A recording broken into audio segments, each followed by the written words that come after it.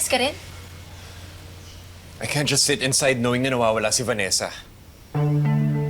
Kasi Lexi, partly this is your fault din eh. Kung di mo sana siya pinatakas, di sana hindi nagkagulo yung lahat. Pero kuya, you don't understand. I did that because I know na hindi dapat mabalik si Ate Vanessa sa mental facility. Pero Lexi, hindi pa nga kasi siya okay. Okay, understand, naawa ka sa kanya. Pero dahil sa ginawa mo, lalo lang siya napahamak. Maayos ka? Hindi ka mentally unstable? Kailangan ko lang gawin to dahil kailangan ko maimbestigahan si Angel. Malakas kasi yung kutob ko na may kinalaman siya sa pagkamatay ni Luigi at ni Dad. Actually, kuya,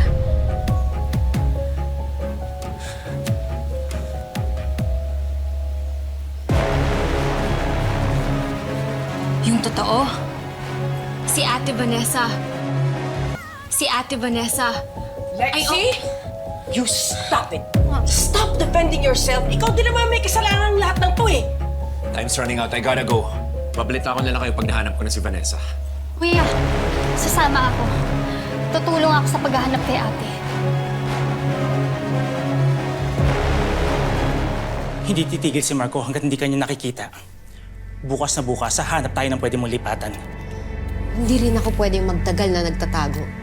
Every second counts. Pag matagal ako nawala, baka magising na lang ako tuluyan ng mawala yung loob sa akin ng asawa at anak ko eh. Ay, huwag kang papayag, bes! Laban lang! Kalaban talaga ako. Babawiin ko lahat ng inagaw sa akin ng Angel na yan. Anong first order of business mo? Tuloy natin ang paghahanap kay Kiara.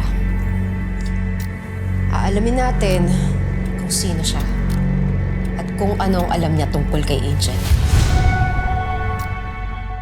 Kaya namimiss niya si Luigi. Baka pumunta siya ron sa mga places kung saan kami pumupunta before as a family. Alam mo, mahirap i-assume yan, lalo na nauubusan na tayo ng oras. Tama ka. Kailangan natin ng tulong. Tawagan kaya natin sila Lorraine at Fonz. Wag! Huwag mo nang tawagan. I-surprise na lang natin sila. Bakit? Malay mo, nandun si ate. Pag nalaman nilang papunta tayo, itatago nila si Ate Vanessa. Tara na.